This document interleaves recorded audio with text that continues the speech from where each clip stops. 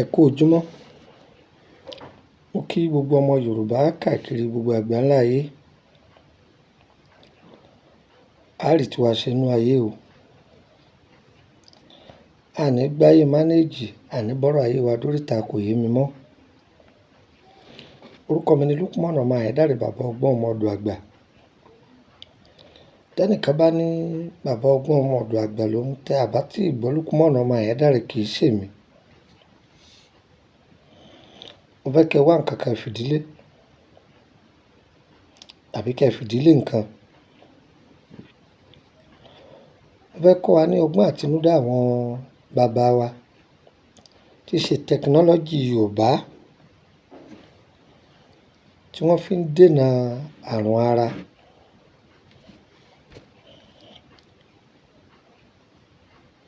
Ohun tí mo fẹ́ fún wa yìí, tí ọfà bá ń bẹ lára ẹni,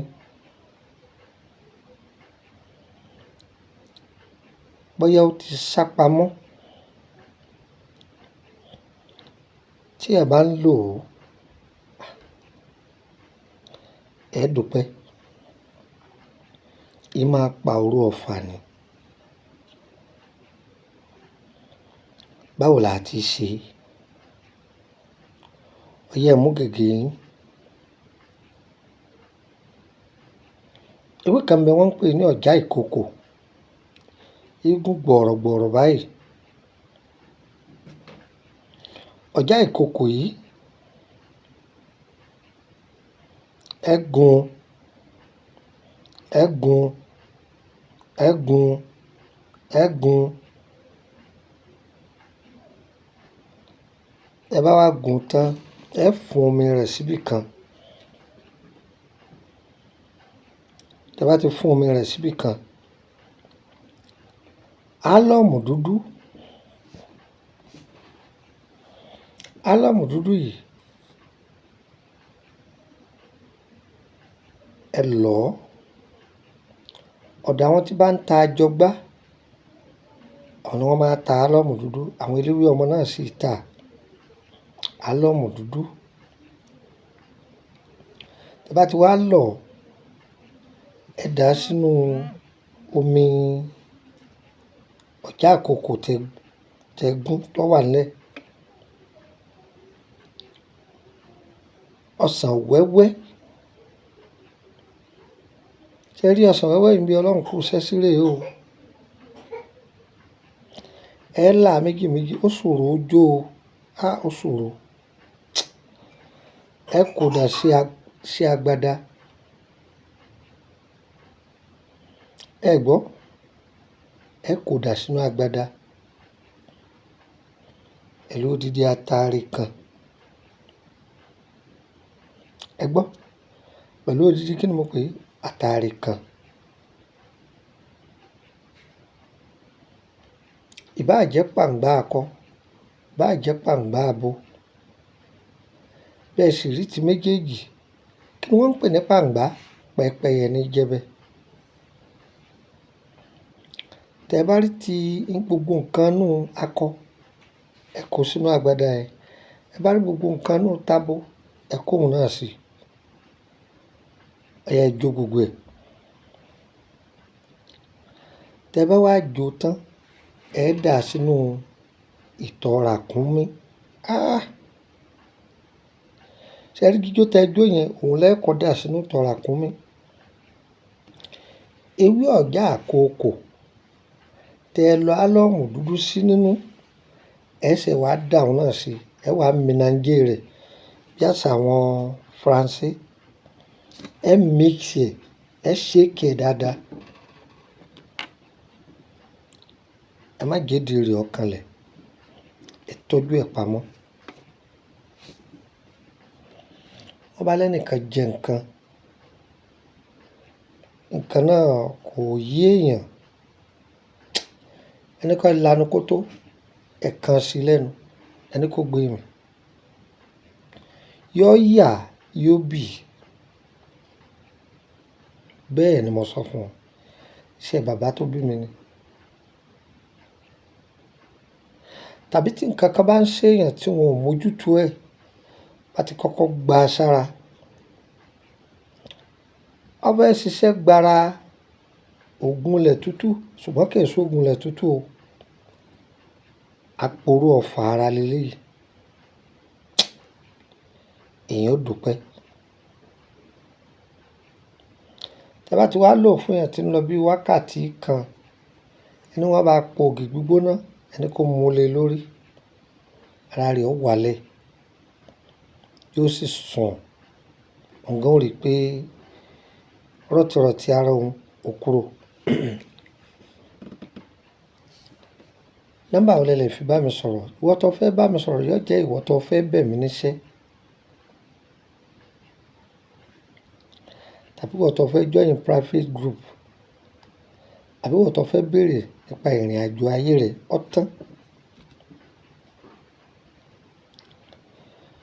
Àwọn kan ń hùwà kan tí mi ò fẹ́ o ẹjọ́ òun nídìí ewé àlùpàídà òun nídìí èpo ẹ̀bọ̀ ẹjọ́ èló ni tẹ́ bá fẹ́ bá wọn rà èmi ẹ ṣe eléwé ọmọ o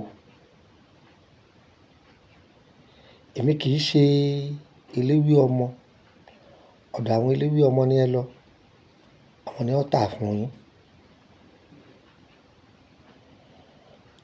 Àìfowó rẹ̀ ṣe ká tó fowó ra yàgò lọ́nà nígbà bá fi nǹkan tọrẹ fún yín tó tún ní máa bọ wéwé kí ẹgọ́ ló fi lọ̀ mí hùn èmi ò gbárù ẹ̀ láàyè. Tó bá fẹ́ join public group ọ̀fẹ́ ni ò ní sanwó ọ̀ láǹfààní ìbéèrè kankan.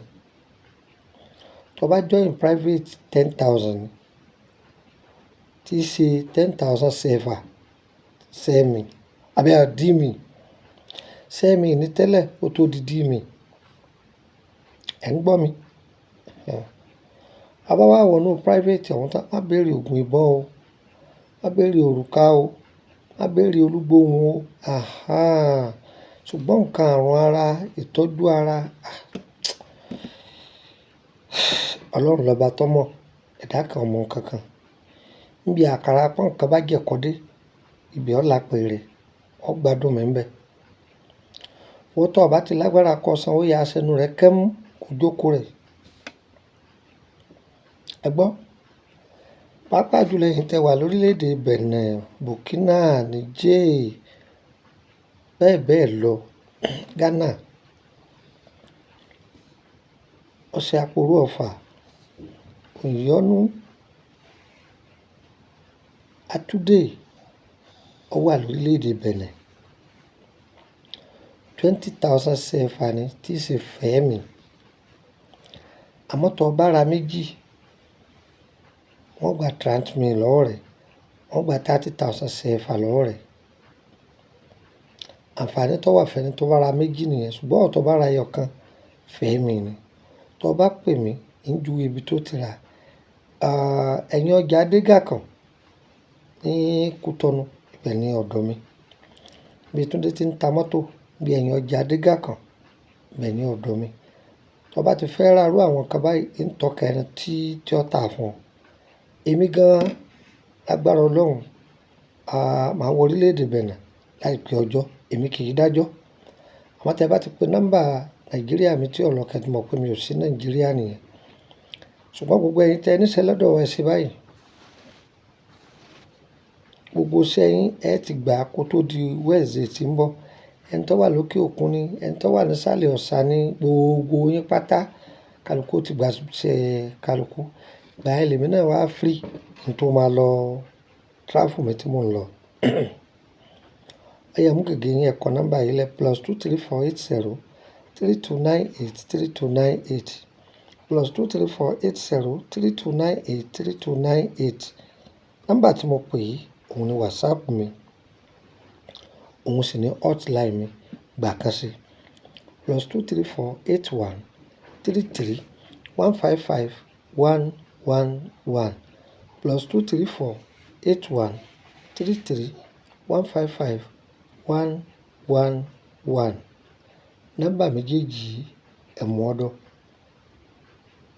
ìfọ̀ ní nọ́mbà orílẹ̀-èdè Benin +229 54 65 19 1928 +229 54 65 1928 gbàkan sí +229 54 65 1929 +229 54 65 1929 yóò yẹ wá kò ní yẹ ẹ lẹ̀ ní ta fẹ́ lọ́lọ́run ó ṣe èyí tá a fẹ́ ọlọ́run lè jìnnà sí wa o wọn ní bójú bá rọ̀ ilẹ̀ àgbàtura ilé ayé wa ọlọ́run faradẹ̀ wá o ire kàbìtì nílé wa o.